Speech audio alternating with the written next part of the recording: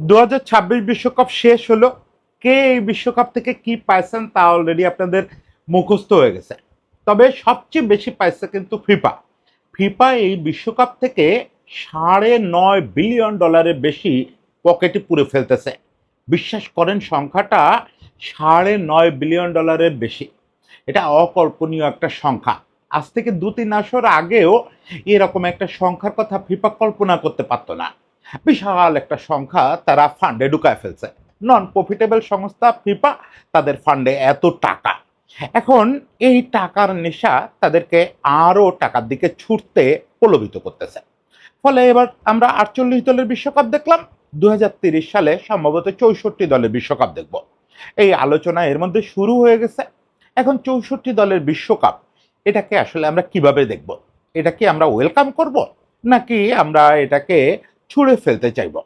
Already UEFA এটার প্রচন্ড সমালোচনা করছে যে 64 দলের বিশ্বকাপ মানে তো প্রায় 2.5 মাসের একটা স্লট তুমি নিয়ে নেবা, তাহলে এই ইউরোপিয়ান ফুটবল কিভাবে চলবে, সবকিছু স্কুজ করে ফেলতে হবে না? এটা হয় নাকি? উয়েফা প্রচন্ড সমালোচনা করছে, ক্রিটিকরা সমালোচনা করতেছেন যে টাকার গন্ধে ফিফা পাগল হয়ে গেছে। ফিফা যা খুশি তাই করতেছে। 64 দলে বিশ্বকাপ করলে এখানে আর কিছু হবে না, ফুটবল বলে কিছু থাকবে না, এক পেশে ম্যাচে ভরে যাবে। এখন আমরা আসলে কি অবস্থানটাকে সত্যি মনে করব? সত্যি তো এই যে আমরা চাই না যে ফুটবল একটা এরকম আর্থিক উৎসবে পরিণত হোক। আমরা তো চাই ফুটবল সেই আদিকালের মতো টাকা পয়সা ছাড়া শুধু বিনোদনের জন্য টিকে থাক। সেটা কি হয়? এই 2026 সালে বসে এসব ইউটোপিয়ান কথাবার্তা বললে মানুষ পিটাবে না? এখন টাকা ছাড়া আপনি ফুটবল কিভাবে চালাবেন? টাকাই সব। টাকাই এখন সবচেয়ে বড় পূজনীয় দেবতা। ফলে টাকার পেছনে ফিফা যে ছুটতেছে, এটা আপনি চাইলেও ঠেকাইতে পারবেন না, উয়েফা চাইলেও ঠেকাইতে পারবে না, ক্রিটিকরা চাইলেও ঠেকাইতে পারবে না। উয়েফার মুখ বন্ধ করা একেবারে দেখবেন 1 সপ্তাহের মধ্যে মুখ বন্ধ হয়ে গেছে। এই যে প্রায় $10 বিলিয়ন, এখান থেকে উয়েফা একটা বড় অঙ্কের টাকা পাবে তো ফান্ড হিসাবে। ফলে উয়েফা যেই ওই টাকাটার চেকটা দেখবে, ওরা চুপ মেরে যাবে। কোনো নীতি কথা আর থাকবে না। থাকবে অবশিষ্ট কিছু ক্রিটিক, এ পাওয়ারলেস ক্রিটিক। এরা এই আধুনিক যে পুঁজিবাদী দুনিয়া, এখানে দাঁত বসানোর সামর্থ্য রাখেন না। ফলে এরা কেউ এই 64 দলের বিশ্বকাপ ঠেকাতে পারবে না। তাহলে আমরা কি করতে পারি? আমরা যে জিনিস একেবারে অপ্রতিরোধ্য, যেদিকে ফিফা যাচ্ছে, সেই জিনিসটা মেনে নিয়েই আমরা ফিফার কাছে দাবি জানাতে পারি যে তোমরা যেসব খাতে টাকাটা ব্যয় করো, তোমরা যে এই $10 বিলিয়ন, $12 বিলিয়ন কামাবা বা কামাচ্ছ, এই টাকাটা তোমরা তো নন প্রফিট অর্গানাইজেশন, সে ক্যারেক্টার তোমরা অনেক আগে নষ্ট করে ফেলছো। স্টিল স্টিল তোমাদের তো দায় আছে। তোমরা উন্নয়ন খাতে এতকাল যেসব জায়গায় খরচ করতে, সেই জায়গাগুলো ছাড়াও কিছু জায়গায় খরচ করতে হবে, যাতে ফুটবলের গ্লোবালাইজেশনটা শুধু ওই নাম্বার অফ টিমে আটকে না থাকে। এই গ্লোবালাইজেশনটা সত্যি সত্যি পাওয়ারফুল গ্লোবালাইজেশন যাতে হয়, সেটা ফিফা চাইলে করতে পারে। যেহেতু প্রচুর টাকা, অগুনতি টাকা তাদের ফান্ডে ঢোকা শুরু করছে, এখন ফিফা চাইলে ইন্টেন্সিভ হিসাবে বিভিন্ন নির্দিষ্ট জায়গায় টাকা দিতে পারে। দিয়ে তারা বলবে যে এটা আমাদের প্রথা বিরুদ্ধ। প্রথা বিরুদ্ধভাবে আয়ত্ত শুরু করছো, প্রথা বিরুদ্ধভাবে ব্যয়ও করো। এই ব্যয়টা করলে সত্যি সত্যি ফুটবল গ্লোবালাইজ হবে এবং পৃথিবীর সর্বস্তরে নিজের পায়ের নিচে মাটি খুঁজে পাবে। আমরা আজকে এই জিনিসটা একটু কথা বলবো। আমি যেটা খুব ভালো পারি না, একটু ডাটা নিয়ে কাজ করতে হবে, কথা বলতে হবে আজকে। এবং এপিসোডটা একেবারে ছোট হবে না। ফলে আপনারা হয়তো বিরক্ত হবেন যে ডাটা তো এই লোক নিজে বোঝে না, তারপরে ওই নিয়ে কথা বলতেছে আর লম্বা সবসময় বক বক করে, আবারও তাই করতেছে। তারপরে যাদের আগ্রহ আছে যে আসলে ফিফা এখান থেকে কি করতে পারে বা কি করা সম্ভব, সেটাই অংশ নিতে পারেন এবং আপনাদের আইডিয়াগুলো আমি খুব ওয়েলকাম করব, যদি এই বিষয়ে আপনাদেরও কোনো পজিটিভ গঠনমূলক কোনো আলোচনা থাকে, সেটা নিয়ে আবার আলোচনা করা যাবে প্রয়োজনে। 64 দলের বিশ্বকাপ, এই ধারণাটা নিয়ে আমাদের কথা বলতে গেলে আগেই দেখতে হবে যে এই যে 48 দলের বিশ্বকাপ হলো, এটা কি সফল হয়েছে? 32 দলের বিশ্বকাপ তো আমরা বেশ কিছুদিন ধরে দেখতেছি, হঠাৎ করে 48 দলের হলো, এটাকে কি আমরা সফল বলতে পারি?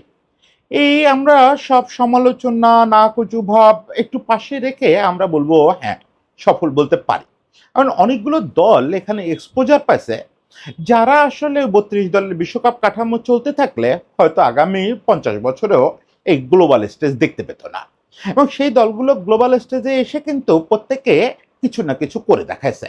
সবাই বিশ্বকাপ জিততে আসে নাই, সবাই সেমিফাইনাল কোয়ার্টার ফাইনাল খেলতে পারে নাই, সেটা সম্ভব না। আপনি প্রথম বিশ্বকাপ খেলতে আসছেন, আননোন টেরিটরিতে আসছেন, আপনি যেটুকু দেখাইছেন ওটাতে আমরা একটা ইঙ্গিত পাইছি যে এরা যদি প্যাটার্ন হয়, ঠিকমতো পৃষ্ঠপোষকতা পায়, তাহলে এই যে ছোট দেশ বলে যারা পরিচিত তাদের ফুটবল আসলেই অনেক দূর যাওয়া সম্ভব। কেপ ভার্দে এখানে একটা রোল মডেল হয়ে গেছে যে অল্প কয়টা লোকের একটা দেশ, তারা ফুটবল বিশ্বকাপে এসে কি দারুণ পারফর্ম করছে। মরক্কো দেখায় দিছে যে এই যে গ্লোবালাইজেশনের সুযোগ, এই সুযোগটা নিয়ে তারা ডায়াসপোরাদের ইউজ করে সর্বোচ্চ স্তরে রেগুলার পারফর্ম করতে পারে। এই যে নানামুখী সম্ভাবনা 48 দলের বিশ্বকাপ আমাদের সামনে রেখে গেছে, ফলে আমরা 64 দলের বিশ্বকাপের যে সম্ভাবনা সেটাকে একদম উড়ায়ও দিতে পারি না। আমরা অবশ্যই এটা বিবেচনায় নিতে পারি। এখন 48 দলের বিশ্বকাপের যে সাফল্যের কথা আমি বললাম, এটা খানিকটা রোমান্টিক সাফল্য। যে আমরা কেপ ভার্দের উত্থান দেখলাম, কেপ ভার্দের রূপকথা দেখলাম, মরক্কোর সাকসেস দেখলাম, আফ্রিকান কয়েকটা দলের ভালো রেজাল্ট দেখলাম, এগুলোকে আসলে গ্লোবালাইজেশন প্রুভ করে? আসলে কিন্তু ব্যাপারটা বহু লেয়ারের। একদিক থেকে আপনার মনে হবে গ্লোবালাইজেশন হয়েছে, এই বিশ্বকাপটাই আপনি যদি round of 32 even round of 16 পর্যন্ত আগাতে থাকেন, মনে হবে ভালোই গ্লোবালাইজেশন হয়েছে। তো কিন্তু যত ডিপে যাবেন তত দেখবেন যে না, গ্লোবালাইজেশনটা সেই জায়গায় হয় নাই। আমরা একটু ডাটা দিয়ে যদি দেখি, দেখেন আমাররা এই কষ্ট করে চ্যাট জিপিটি আমাকে এই চার্টগুলো বানায় দিছে, ইনফোগ্রাফিক্সগুলো, ফলে এখানে একটু ত্রুটি বিচ্যুতি থাকতে পারে। এই ডাটাগুলোতে যদি আমরা দেখি তাহলে দেখব যে বিশ্বকাপ শুরুর দিকে রাউন্ড অফ 16 পর্যন্ত কিন্তু একটা গ্লোবাল চেহারাই ছিল। তারপরে আস্তে আস্তে স্কুইজ হয়ে একেবারে ইউরোপের হাতে চলে আসে। প্রথমে দেখেন এবার বিশ্বকাপে 48টা দল অংশ নিচ্ছে, 16টা ইউরোপ থেকে, 32টা নন ইউরোপিয়ান টিম। মানে নন ইউরোপিয়ান টিমগুলোর অংশগ্রহণ ছিল 66.7%। এটা সিংহভাগ তারাই ছিল। রাউন্ড অফ 32, রাউন্ড অফ 32তে কিন্তু এই যে নন ইউরোপিয়ান দলদের অংশগ্রহণের যে শতাংশ, এটা দিব্যে প্রতিফলিত হয়েছে। মানে এটা ধপ করে পড়ে যায় নাই যে ওরা আসছে খেলছে ফার্স্ট রাউন্ড থেকেই বেশিরভাগ চলে গেছে। না, নন ইউরোপিয়ান দলগুলো তাদের যে দাপটটা ওটা রাউন্ড অফ 32তে দিব্যি ধরে রাখছে। মানে 12টা ইউরোপিয়ান দল রাউন্ড অফ 32তে উঠছে, 20টা নন ইউরোপিয়ান দল উঠছে। নন ইউরোপিয়ান দলই বেশি উঠছে এবং সেখানে শেয়ারটা হচ্ছে 62.5%। মানে 66% খেলতে আসছিল, 62% পরের পর্বে গেছে। Very good ratio. আপনি যখন এক গাদা নতুন দল নিয়ে আসবেন, সেখানে প্রায় নতুন দলের শতাংশ তারা ঠিক রাখবে পরের রাউন্ডের ক্ষেত্রে, খুবই ভালো রেজাল্ট। রাউন্ড অফ 16, সেখানে 7টা ইউরোপিয়ান দল উঠছে, 9টা নন ইউরোপিয়ান দল উঠছে। খুব খারাপ বলা যাবে না। এ পর্যন্ত কিন্তু আপনার মনে হবে যে এম্পাওয়ারমেন্টটা তো ভালোই হচ্ছে, গ্লোবালাইজেশনটা তো ভালোই হচ্ছে। কারণ 56.3% নন ইউরোপিয়ান দল রাউন্ড অফ 16-এ চলে গেছে। এটা যে কোনো রাউন্ড অফ 16 তো আগের 32 দলের বিশ্বকাপের সেকেন্ড রাউন্ড। ফলে রাউন্ড অফ 16-এ আগে কিন্তু আমরা এরকম 56% নন ইউরোপিয়ান দলের অংশগ্রহণ দেখি নাই। তার মানে এটা অবশ্যই উল্লেখযোগ্য সাকসেস, এই বিশ্বকাপের এটা গুরুত্বপূর্ণ সাকসেস। কিন্তু কোয়ার্টার ফাইনালে এই জিনিসটা ধসে পড়ছে। মানে যেই ডিপে চলে গেছে সেই 5টা ইউরোপিয়ান দল, 3টা নন ইউরোপিয়ান দল। মানে এখানেই 37% মাত্র নন ইউরোপিয়ান পার্টিসিপেশন। এটাও একরকম মেনে নেওয়া যায়। কিন্তু সেমিফাইনালের চিত্রটা আপনি দেখেন, 3টা ইউরোপিয়ান দল, 1টা নন ইউরোপিয়ান দল, মাত্র 25% সেখানে হিসাবে আসে নন ইউরোপিয়ানদের অংশগ্রহণ। এবং সে 25% মূলত একটা দলের জন্য। ফাইনালে যে 50-50 হয়েছে সেটাও মূলত একটা দলের জন্য, আর্জেন্টিনা। আর্জেন্টিনা যদি না থাকতো তাহলে আসলে আমরা সেমিফাইনাল থেকেই দেখলাম যে শতভাগ ইউরোপিয়ান খেলা হয়ে গেছে। তার মানে আমরা দেখলাম যে খেলাটা যখন প্রথম দিকে যখন মিড লেভেল লড়াই ছিল, তখন কিন্তু নন ইউরোপিয়ান দলগুলো দারুণভাবে অংশগ্রহণ করছে এখানে। কিন্তু যেই খেলাটা ডিপে গেছে, যত বেশি প্রতিযোগিতা বাড়ছে তত বেশি নন ইউরোপিয়ান দলগুলো ছিটকে পড়া শুরু করছে। এটার কারণ কি? এটা আমাদেরকে আর কিছু পরিসংখ্যান, আর কিছু ডাটা এটা বুঝতে হেল্প করবে। আমরা সেই ডাটাগুলো একটু দেখলে বুঝবো যে কিভাবে ইউরোপ আসলে এই যে নন ইউরোপিয়ান দলগুলোর পার্টিসিপেশন, এটাও আসলে ইউরোপ কিভাবে ঠিক করে দিচ্ছে। মানে আমরা তো দেখতেছি যে নন ইউরোপিয়ান 66% টিম এই বিশ্বকাপে অংশ নিল। তাহলে কি নন ইউরোপিয়ান 66% খেলোয়াড় এই বিশ্বকাপে খেলছে? তা কিন্তু না, তা কিন্তু না। এখানে পার্সেন্টেজটা নন ইউরোপিয়ানদের পার্সেন্টেজটা একটু বেশি শুরুতে, যখন 42টা দল শুরু করলো 1248 জন খেলোয়াড় ছিল, তার মধ্যে 555 জন ইউরোপের শীর্ষ 5 লিগ থেকেই আসে। এখন শীর্ষ 5 লিগ থেকে যদি আসে তার মানে হচ্ছে ইউরোপের শীর্ষ 5টা লিগ 44% খেলোয়াড় সরবরাহ করছে পুরো বিশ্বকাপে। চিন্তা করেন অবস্থাটা। এবার পুরো ইউরোপের হিসাবটা আপনি যদি নিতে চান, এটা দেখবেন প্রায় 60% পৌঁছায় গেছে। মানে দলগুলো আসতেছে ইউরোপের বাইরে থেকে, খেলোয়াড়গুলো আসতেছে ইউরোপ থেকে। প্যারাডক্সটা চিন্তা করেন, এই আর্জেন্টিনার মতো। ধরেন আর্জেন্টিনা টিমটা আসছে বিশ্বকাপ ফাইনালে লাতিন দল হিসাবে, কিন্তু ওদের কজন খেলোয়াড় লাতিন লিগের খেলোয়াড়? তাহলে ওখানে ইউরোপেরই অবদানটা বেশি। শুধু তাই না, আমরা যখন সেমিফাইনালে আসবো, ওই যে ডিপার লেভেলে আসবো, তখন দেখবো যে ইউরোপের এই টপ 5 লিগের অবদান ভয়াবহ পরিমাণে বেড়ে গেছে। এবার সেমিফাইনাল খেলছে ইংল্যান্ড, স্পেন, ফ্রান্স আর আর্জেন্টিনা। মজার ব্যাপার হচ্ছে এবার সেমিফাইনালে সবচেয়ে বেশি খেলোয়াড় সাপ্লাই করছে কিন্তু ইউরোপিয়ান টপ 5 লিগ। তারা কতগুলো সাপ্লাই করছে আপনি জানেন? 104 জন খেলোয়াড় সেমিফাইনালের 4টা দলে ছিল, তার মধ্যে 93 জন খেলোয়াড় ইউরোপের টপ 5 লিগের খেলোয়াড়। মানে আপাতত আপনার কাছে দৃশ্যটা স্বাভাবিক মনে হবে, কারণ আপনারা জানেন যে ইউরোপেই শীর্ষ খেলোয়াড়রা খেলে। কিন্তু আপনি যখন গাণিতিকভাবে দেখবেন কতটা বিস্ময়কর। সেমিফাইনালের 104 জন খেলোয়াড়ের মধ্যে 93 জনই টপ 5 লিগ থেকে আসছে। তার মানে তাদের কন্ট্রিবিউশনটা কি ভয়াবহ। 89.4% খেলোয়াড় সেমিফাইনালে যারা অংশ নিছে, তার ভেতরে 89.4% খেলোয়াড়ই ইউরোপিয়ান টপ 5 লিগে খেলে। এখন আপনি আর্গু করতে পারেন যে ভাই এরা ইউরোপিয়ান টপ 5 লিগে খেলে বটে, কিন্তু আসছে তো আর্জেন্টিনা থেকে, আসছে তো ওই বিভিন্ন যার যার দেশ থেকে। আসলে কি তাই? না, সেখানেও দেখেন ডাটা আপনাকে অন্য তথ্য দেবে।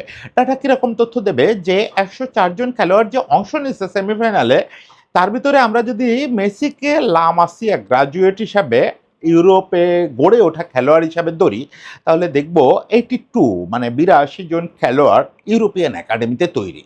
তাতে তারা কোন দেশে রয়ে খেলতেছে না খেলতেছে এটা কোনো বিবেচনাই না। ইউরোপিয়ান একাডেমি বলতে ওই যে আমি টপ 5 লিগের একাডেমি বলতেছি, টপ 5 লিগের একাডেমি মানে 78% খেলোয়াড়, 78.8 অ্যাকচুয়ালি 79% খেলোয়াড় প্রায়, তারা ইউরোপিয়ান বিভিন্ন একাডেমির গ্রাজুয়েট। মানে আপনি যে দেখতেছেন বিশ্বায়নটা হচ্ছে, এই বিশ্বায়নটা হচ্ছে আসলে সুপারফিশিয়াল একটা বিশ্বায়ন। একে তো ডিপ লেভেলে যেই খেলা যাচ্ছে, দলের নামগুলোই ঝরে পড়তেছে। দ্বিতীয় কথা, ডিপ লেভেলে যখন খেলা যাচ্ছে তখন আপনারা দেখতেছেন দল যদি বা হয় নন ইউরোপিয়ান, তার খেলোয়াড়রা ইউরোপিয়ান, কার্যত ইউরোপিয়ান, ইউরোপেই থাকে, ইউরোপেই বড় হচ্ছে, ইউরোপেই খেলতেছে। তাহলে বিশ্বায়নটা হলো কই?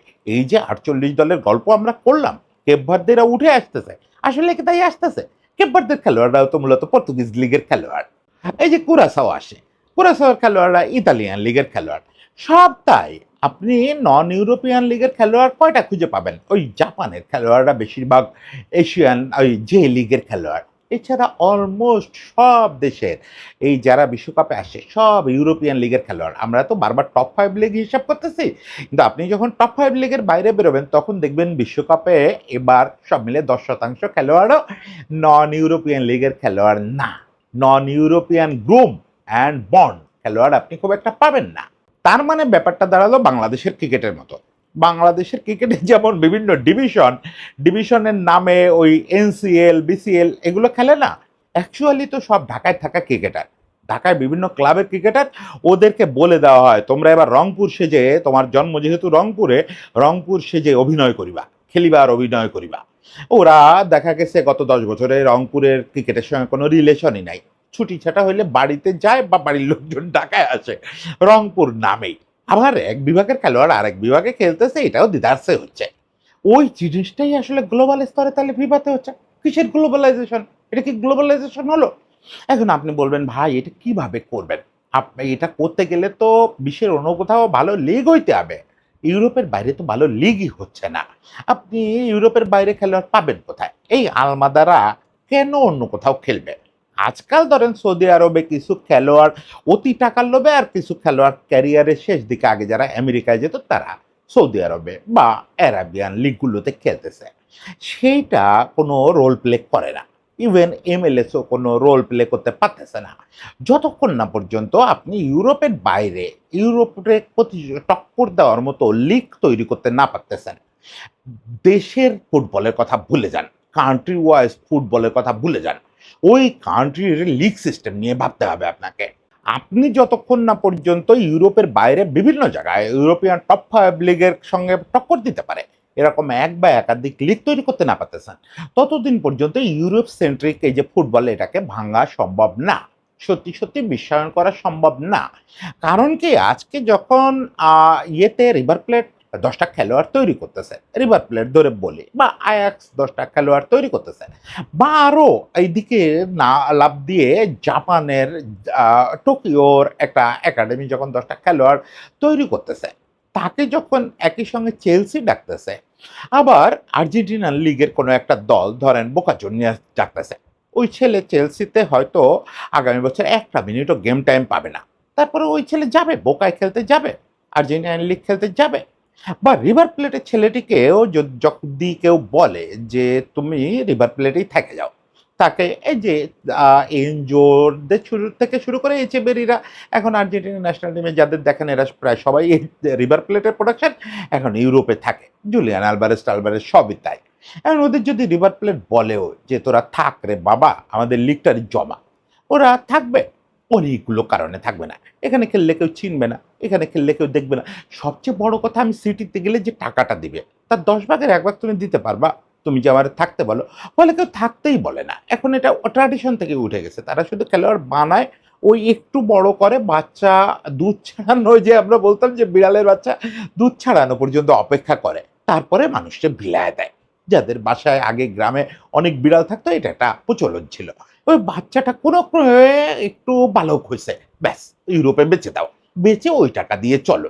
তার মানে মোদ্দা কথা, ইউরোপের বাইরের কিছু লিগকে অন্তত ওই যোগ্যতা অর্জন করতে হবে যে তারা টাকার প্রতিযোগিতায় নামতে পারবে।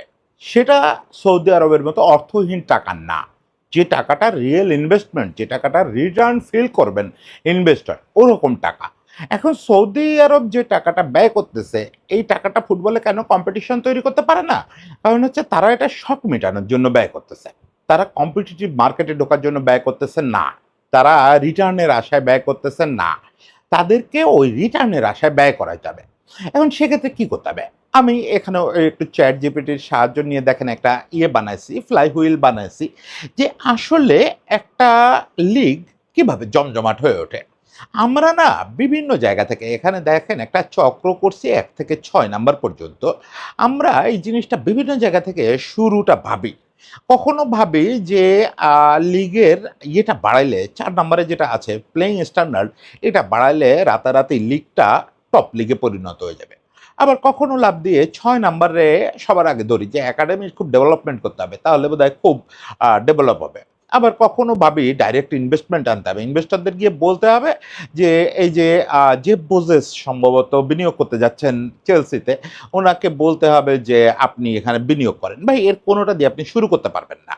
কোনো ইনভেস্টর এখানে যদি রিটার্ন, সত্যিকারের ইনভেস্টর যারা, সরকারি ইনভেস্টর না, সত্যিকারের যারা ব্যবসা সারা পৃথিবীতে, তারা কেউ রিটার্ন নিশ্চিত না হয়ে ওখানে নামে না। রিটার্নটা নিশ্চিত হবে কি করে?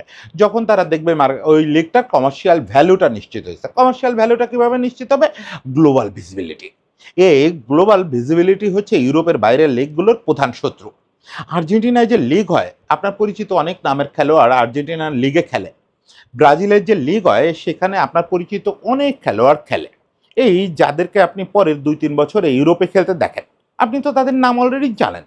এই যে এচেভেরি গত বছর ইউরোপে আসে। এচেভেরি এর আগ পর্যন্ত তো আর্জেন্টাইন লিগে খেলছে, আপনি নাম জানতেন, কিন্তু এচেভেরির খেলা কখনো দেখতে পান নাই। নেইমার জুনিয়র দীর্ঘকাল পর্যন্ত সান্তোসে খেলছে, আপনি কটা ম্যাচ দেখছেন? দেখতে পারেন নাই। এই যদি ঠিকমতো দেখতে পারতেন, সারা পৃথিবীতে এই লিগগুলো নিয়ে যে আগ্রহ আছে, ইভেন যে লিগ নিয়েও, জাপানের লিগ নিয়েও যে আগ্রহ আছে, মরক্কোর লিগ নিয়ে যে আগ্রহ আছে, সেই ভিজিবিলিটি কারণ নাই। ভিজিবিলিটি নাই বলে ওটার কমার্শিয়াল ভ্যালু তৈরি হচ্ছে না। মানে এখানে গ্লোবাল ভিজিবিলিটিটা খুব জরুরি। আর্জেন্টাইন লিগ বলেন, ব্রাজিলিয়ান লিগ বলেন, মরক্কো লিগ বলেন, দুনিয়ার সব পটেনশিয়াল লিগের গ্লোবাল ভিজিবিলিটি যদি একটা নির্দিষ্ট জায়গায় যায়, ওটার কমার্শিয়াল ভ্যালু বাড়বেই। তখন স্পন্সররা, সব স্পন্সর তো রোলেক্স না, সব স্পন্সর তো বিএমডাব্লিউ না, মিড লেভেল স্পন্সরও আছে। তারা যখন দেখবে যে সারা পৃথিবীতে রাতের বেলা জায়গা কিছু না হোক ১ কোটি লোক হলেও আর্জেন্টাইন লিগের খেলা দেখে, দাও ওখানে কিছু স্পন্সর দাও। কমার্শিয়াল ভ্যালু বাড়বে। কমার্শিয়াল ভ্যালু বাড়া মানেই হচ্ছে রিটার্নের সম্ভাবনা বাড়া। তখনই ওখানে ইনভেস্টমেন্ট চলে আসবে। তখন ওখানে ইনভেস্ট করতে কিন্তু বড়, বড় জায়ান্টরা ঝাঁপায় পড়বে।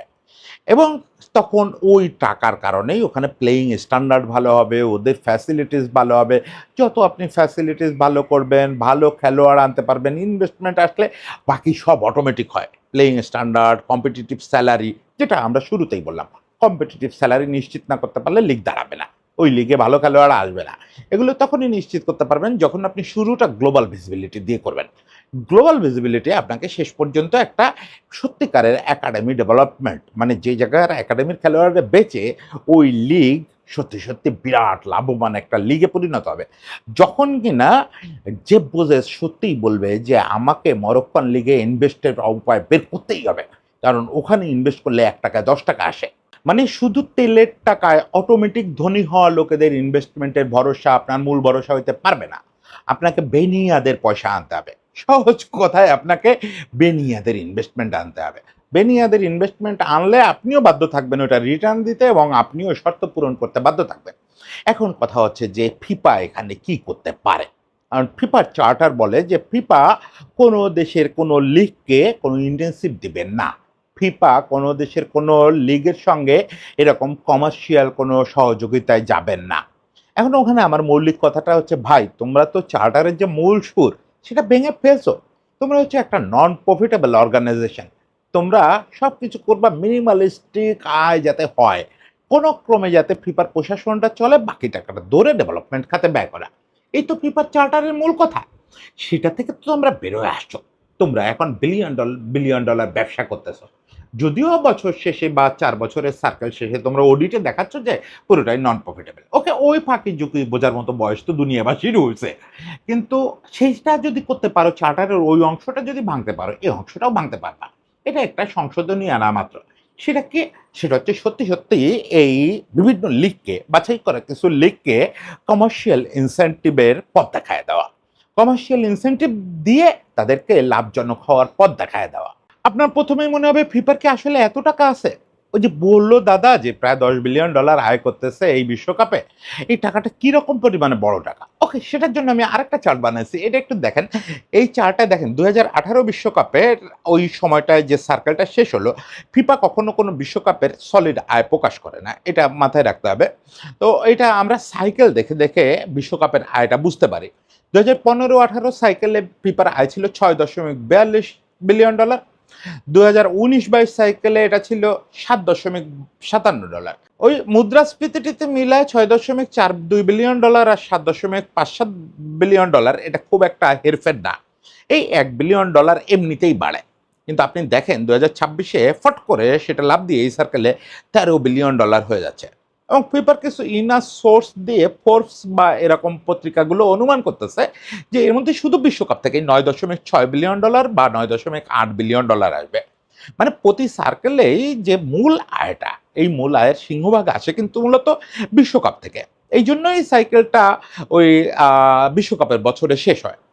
এবং আপনি দেখেন এখানে আমি একটা এস্টিমেটেড আয় দিছি ২০৩০ সালের, যদি ৬৪ দলের বিশ্বকাপ হয় তাহলে এটা $১৬.১৬ বিলিয়ন পরিণত হতে পারে। যার মধ্যে প্রায় $১২ বিলিয়ন আসবে শুধুমাত্র বিশ্বকাপ থেকে। মানে ফিফা ২০১৮ সাইকেলে ১৫-১৮ সাইকেলে টোটাল কামাইছে $৬.৪২ বিলিয়ন। আর ৬৪ দলের বিশ্বকাপ হলে ২০৩০-এ ওই সাইকেলে তাদের বিশ্বকাপের আয়টাই দাঁড়াবে শুধু $১২ বিলিয়ন। Can you imagine? ৩ গুণ বেড়ে যাচ্ছে টোটাল আয়ের চেয়ে একটা আসরের আয়। এটা শুধুমাত্র বিশ্বকাপ এক্সপান্ড করার ফলে, মার্কেট নানাভাবে এক্সপান্ড করার ফলে। তার মানে ফিফার হাতে এখন বিপুল উদ্বৃত্ত অর্থ। ফিফা চাইলেই, যদি তার ওই চার্টারের ট্র্যাডিশনাল অংশ থেকে বেরোয় আসে, তাহলে চাইলেই ফিফা পৃথিবীব্যাপী লিগগুলোর চাঙ্গা করতে পারে। তার সেই সক্ষমতা এখন আছে। এখন ফিফা সেটা করবে কিনা? ফিফা এখনই এই কথাগুলো ফিফারে বললে ফিফা বলবে, ভাই আমি ডেভেলপমেন্ট খাতেই তো ব্যয় করি। আমার তো আর কোনো জায়গা নেই। আমার ওই ছোট্ট একটা অফিস, জুরিকে নাকি ওটা ছোট একটা অফিস, ওটা চালায় আর বাকি টাকা তো ডেভেলপমেন্ট খাতেই ব্যয় করে। আর বাকিটা আপনি দেখবেন যে এখান থেকে তারা দেখাবে যে $100 মিলিয়ন তার পরিচালনা ব্যয় অফিস, আর $500 মিলিয়ন ডেভেলপমেন্ট খাতে দিছে। বাকি কয় বিলিয়ন ডলার ওই যে ওই যাতায়াত অমুক টমুকে খরচ হয়ে গেছে রে, ফাইল গোছাইতে খরচ হয়ে গেছে, এই টাইপের হিসাব। তো যাই হোক, আমরা ওই ফাঁকি ঝুঁকি না করি, আমরা বলি যে এই যে বিলিয়ন বিলিয়ন ডলার তোমরা কামাচ্ছ, এই বিলিয়ন বিলিয়ন ডলারের একটা বড় অংশ সঠিক জায়গায় ইনভেস্ট করো, সঠিক জায়গায় দাও, তাহলে পৃথিবীব্যাপী লিগগুলো শক্তিশালী হওয়া সম্ভব। এখন দেখেন ফিফা কিন্তু ওই যে বললাম যে বলবে যে আমরা তো ডেভেলপমেন্ট খাতেই ব্যয় করি, আমরা অলরেডি ডেভেলপমেন্ট খাতে প্রচুর টাকা ব্যয় করি, যা আয় করি প্রায়টাই ব্যয় করি। কী কী ডেভেলপমেন্ট খাত একটু দেখেন, কী কী ডেভেলপমেন্ট খাত? জাতীয় ফুটবল ফেডারেশনের পরিচালনা ব্যয়, মানে এটা কিভাবে ডেভেলপমেন্ট খাত হয় আমি এটা এখনো বুঝে উঠলাম না। তারা সবগুলো ফেডারেশনকে 211টা ফেডারেশনকে তাদের ফেডারেশনের সমস্ত পরিচালনা ব্যয় হিসাবে একটা বরাদ্দ দেয়। ট্রেনিং সেন্টার ও অবকাঠামো মাথায় রাখবেন, এখানে ট্রেনিংয়ের কোনো টাকা দেওয়া হবে না, বা খেলার কোয়ালিটি বাড়ানোর জন্য কোনো রকম টাকা ব্যয় করা হবে না, কোচিং সহায়তা এই খাতে দেওয়া হবে না। এই জায়গাটায় এই দুটো খাতেই কিন্তু সবচেয়ে বেশি টাকা দেয় ফিফা। এইগুলো হচ্ছে স্ট্রাকচারাল ব্যয়, একটা হচ্ছে প্রশাসনিক ব্যয় দিবে, আরেকটা হচ্ছে আপনাকে বড় বড় বিল্ডিং বানাতে দিবে, বড় বড় মাঠ বানাইতে দিবে। 3 নাম্বারটাও ওই স্ট্রাকচারাল, স্টেডিয়াম নির্মাণ ও সংস্কার। মানে দেখেন সিংহভাগ টাকা চলে যাচ্ছে ইট পাথর আর কর্মচারীদের পেছনে, যা অনুদান দেয়, অনুদানগুলোই উন্নয়নের নামে দিচ্ছে, কিন্তু দিচ্ছে ইট পাথরকে এবং কর্মচারীদের।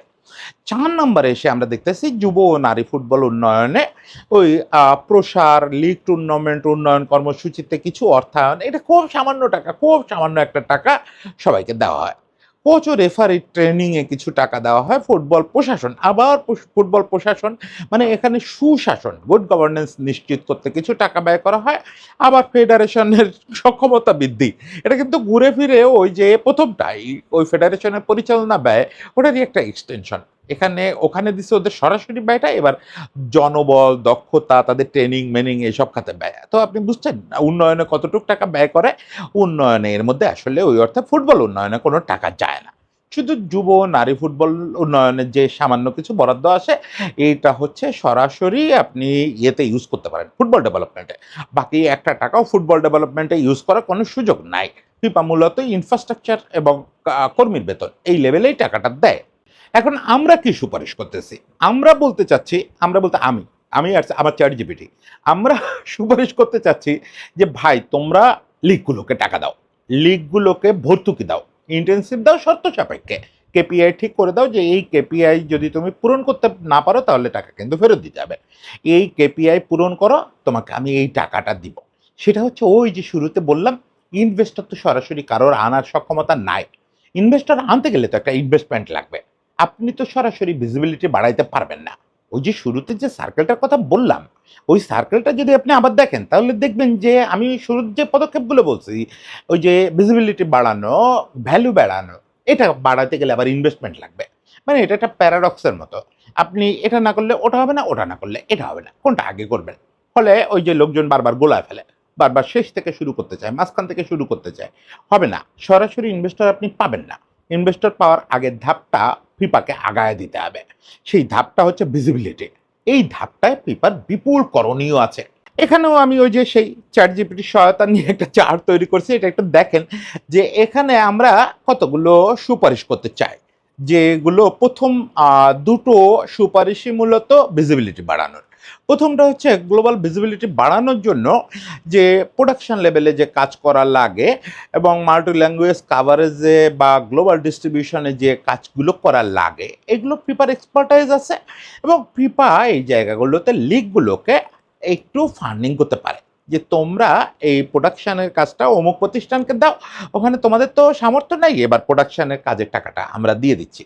এটা কাভারেজ এভাবে হবে, গ্লোবাল ডিস্ট্রিবিউশনের জন্য তোমার খেলার এই উন্নতি করতে হবে, স্টেডিয়ামের ইনফ্রাস্ট্রাকচারে বা এইগুলো করতে হবে, এগুলোতে আমরা হেল্প করতেছি। তারা তাদের স্ট্রাকচারাল সাপোর্ট দিয়ে, ইনফ্রাস্ট্রাকচারাল সাপোর্ট দিয়েও এটা করতে পারে, তাদের নিজেদেরই এটার যথেষ্ট ভালো স্ট্রাকচার আছে, সেটা দিয়ে সাপোর্ট দিতে পারে, এছাড়া টাকা দিয়ে সাপোর্ট দিতে পারে যে তোমরা এভাবে ভিজিবিলিটি বাড়াও।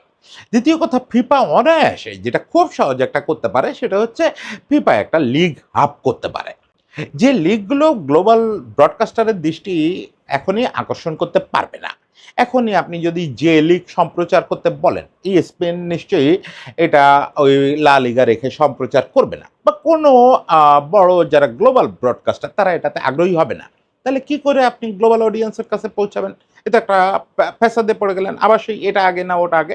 ফিফা যদি একটা স্ট্রিমিং হাব করে, যেখানে ওই যে ফিফাই একটা ইন্টেনসিভ দিলে যাতে গ্লোবালি প্রোডাকশনগুলো ভালো হওয়া শুরু করলো। এবার ওই হাবে ওই ভালো প্রোডাকশনটা সবাই দেখতে পাবে। সেটার জন্য আপনি সাবস্ক্রিপশন ব্যবস্থা রাখতেও পারেন, নাও রাখতে পারেন। যেহেতু আমরা উন্নয়ন পরিকল্পনার কথা বলতেছি, তাহলে সাবস্ক্রিপশন না রেখে ফ্রি করে দেন প্রথম কিছু বছরের মধ্যে। সারা পৃথিবীর মানুষ তার পছন্দের লিগ দেখুক, শুধু ওই লিগটায় ক্লিক করবে, ফিফার ওয়েবসাইটে গিয়ে ওই স্ট্রিমিংয়ে চলে যাবে। আজকের দিনে এটা খুব সহজ একটা ব্যাপার। এই জিনিসটা করতে ফিফার এমন কোনো বড় ফান্ডিং লাগবে না, খুব ছোট্ট একটা ফান্ডিং এটা করে ফেলা যায়। এরপরে টার্গেটেড ফান্ডিং করা সম্ভব। ফিফার বিভিন্ন লিগকে বিভিন্ন পারফরমেন্স বেসড বিভিন্ন পুরস্কার দেওয়া, অর্থ দেওয়া, ব্রডকাস্টের সাপোর্ট দেওয়া। এটা অবশ্য আগেই বলছি, চ্যাট জিপিটি এটা আরেকটা চ্যাপ্টার কেন করে ফেলছে বুঝতে পারি নাই। একাডেমি ইনভেস্টমেন্ট এটা খুব জরুরি। একাডেমি ইনভেস্টমেন্ট অলরেডি ফিফা করে, কিন্তু সেটা করে একাডেমির ইনফ্রাস্ট্রাকচার। এখানে একাডেমির এডুকেশন সিস্টেম, স্পোর্টস সায়েন্স, অন্যান্য ফ্যাসিলিটিস এবং কোচ সরবরাহ, এই জায়গাগুলোতে খুব হেল্প করতে হবে। এই জায়গাগুলোতে হেল্প না করলে হবে না। এবং কোচ সরবরাহের ক্ষেত্রে আমি এটা চ্যাট জিপিটিকে আলাদা একটা পয়েন্ট রাখতে বলছিলাম, সে বোধহয় বুঝে উঠতে পারে নাই। যাই হোক, এই জায়গাটায় আমি বলছিলাম যে এই লেভেলে, একাডেমির লেভেলে আগে বিভিন্ন দেশগুলো এবং ফিফা একটা কাজ করতো যে নলেজ শেয়ারিংয়ের মতো করে কোচ শেয়ারিং করতো। সেই জিনিসটা আবার জোর দিয়ে করা, যে বিভিন্ন দেশের একাডেমিতে যাতে FIFA educated high level coach যাদের বেতন প্রোভাইড করবে ফিফা, কিন্তু তারা কাজ করবেন বিভিন্ন দেশে। এটা এখনো ফিফা করে, অতি অনুন্নত দেশের জন্য করে, কিন্তু এটা করতে হবে টার্গেটেড লিগগুলোর ব্যাপারে। কমার্শিয়াল গ্রোথ নিয়ে কাজ করতে হবে। ফিফার লোকজন কাজ করবে, তারা স্পন্সরদের সঙ্গে কন্ট্যাক্ট করায় দিবে, মার্চেন্ডাইজিং অন্যান্য সেক্টরে কাজ করবে, রেভিনিউ শেয়ারিং করতে হবে। দেখেন এখন রেভিনিউ শেয়ারিংটা হয় শুধু বিশ্বকাপের ওই যারা যেসব লিগের খেলোয়াড়রা বিশ্বকাপ জেতে বা ভালো রেজাল্ট করে তারা রেভিনিউর একটা শেয়ার পায়, কিন্তু এটাকে আরেকটু বিস্তৃত করতে হবে। যারা এখনো কিছু জিততে পারতেছে না তাদের হাতেও পৌঁছাইতে হবে। আর হচ্ছে intercontinental competition, bonus, KPI base incentive, এগুলো থাকতে হবে। এখন আপনি প্রশ্ন করবেন যে ভাই, দুনিয়ায় 211টা ফিফার সদস্য রাষ্ট্র, এই 211টা সদস্য রাষ্ট্রকেই কি এই টাকা দিয়ে ইন্টেনসিভ দেওয়া সম্ভব? যা যা খাত দেখালেন, না, সম্ভব না। সেটা করতে গেলে সত্যি সত্যি ফিফা বিপদে পড়ে যাবে। জুরিকের অফিস তো দূরে থাক, ট্রাম্প টাওয়ারের নতুন যে অফিস করছে ওটারও ভাড়া দিতে পারবে না। ওটা কি ভাড়ায় রাখছে না কিনে রাখছে জানি না, ওটাও দেউলিয়া হয়ে যাবে। ওইটা ফিফার কাছ থেকে আমরা আশা করতেছি না যে 211টা দেশের লিগেই আপনারা এক ধাক্কায় এই পরিমাণে প্যাটার্ন করা শুরু করেন না, সেটা কোনো অর্থবহ কাজও হবে না। আপনাদেরকে ঠিক করতে হবে যে আপনারা কনকাকাফ অঞ্চলে এই দুটো দলকে বেছে নেবেন, কনমেবল অঞ্চলে আর্জেন্টিনা ব্রাজিলকে বেছে নেবেন, আফ্রিকা অঞ্চলে মরক্কোকে বেছে নেন, সঙ্গে মিশরকে বেছে নেন, জাস্ট ফর নেম, কতগুলো নাম মুখে আসতেছে বলতেছি। এশিয়া থেকে আপনি জাপানকে বেছে নেন, সৌদি আরবকে বেছে নেন। সৌদি আরব অলরেডি ভালো ইনভেস্টমেন্ট পাচ্ছে, ওখানে একটু হাত দিলে সৌদি আরব খুব দাঁড়ায় যাবে। আপনি ওশেনিয়া অঞ্চলে একটা লিগকে দিতে পারেন দায়িত্ব। এভাবে আপনি যখন নানা জায়গায় ব্যাপারটা ছড়াবেন, প্রত্যেকটা কন্টিনেন্টে আপনি দুটো করে লিগকে প্যাটার্ন করেন না, শুরুতে একটা করে লিগকে প্যাটার্ন করেন। আপনি তারপরে দ্বিতীয় সাইকেলে গিয়ে আরেকটা লিগ ধরেন। আপনি নিশ্চিত থাকেন এই কথাগুলো, আমার এইসব কথা তো অরণ্যের রোদন শুনতেছেন বাঙালি ভিউয়াররা, ফলে এটা শুধু বোঝা যাচ্ছে যে আমি ভাবি আর আপনারা শুনেন, এছাড়া তো এর কোনো অর্থ বহন করে না। কিন্তু সত্যি সত্যি যদি কোনোদিন ফিফা তার এই বিপুল আয়টাকে অর্থবহ করে তোলে, এই আয়ের সামান্য একটা অংশ, ভাই খুব সামান্য একটা অংশ, এবছর যে $10 বিলিয়ন আসতেছে, এ থেকে $1 বিলিয়ন যদি খরচ করে তারা সত্যি সত্যি এই রকম ডেভেলপমেন্ট খাতে, তাহলে পৃথিবীর ফুটবলের চেহারাটা বদলে যাবে। তাহলে আমরা আগামীতে 2-3টে বিশ্বকাপ পরেই দেখব যে বিশ্বকাপে মোট অংশগ্রহণকারীদের একটা উল্লেখযোগ্য সংখ্যক লোক ইউরোপের বাইরের বিভিন্ন লিগের খেলোয়াড়। ফাইনালেই হয়তো আমরা দেখব যে 30% খেলোয়াড় আফ্রিকান লিগ থেকে চলে আসছে বা আর্জেন্টাইন লিগ থেকে চলে আসছে। সেরকম একটা দিনের অপেক্ষায় থাকলাম, অরণ্যের রোদন। জানি এই অপেক্ষাটা শেষ হওয়ার না, ফিফা এটা নিয়ে ভাববে না। তবে ফিফা যদি কখনো ভাবে, তারাই কিন্তু বেশি বেনিফিশিয়ারি হবে জানেন। আজকে আপনি তো মার্কেট নিয়ে ভাবেন, আমরা তো চাই ফুটবল। আপনি ফুটবল ইকোনমিকেও যদি গ্রো করাইতে চান, আপনার স্বপ্নটা তো বড় হইতে হবে, আপনার লোভটাও বড় করেন। কেবল এই 30 বিলিয়ন 35 বিলিয়ন এখানে আটকে থাকবেন কেন? 100 বিলিয়নের স্বপ্ন নিয়ে যান, সেটা তখনই করতে পারবেন যখন বিশ্বের নানা প্রান্তে লিগও শক্তিশালী হবে। তখন সব জায়গা থেকে টাকা খাইতে পারবেন। টাকা খাওয়াটা বড় করেন, লোভটা বড় করেন, তাহলে ফুটবল উপকৃত হবে। কারণ আপনার ফুটবল ইকোনমি যত ছড়াবে, আমার ফুটবল কোয়ালিটি তত ছড়াবে। এটা পরস্পরকে দারুণ কমপ্লিমেন্ট করতেছে আজকের দিনে। একটাকে ছেড়ে আরেকটা আগাইতে পারবে না। ফলে ফিফা যদি ফুটবল ইকোনমির পেছনে ছোটে, আমি নিশ্চিন্তে বলতে পারবো যে ফুটবল কোয়ালিটিও একটু না একটু হইলে লাভ হবে। সেই দিনটার অপেক্ষায় থাকলাম। সবাইকে শুভেচ্ছা।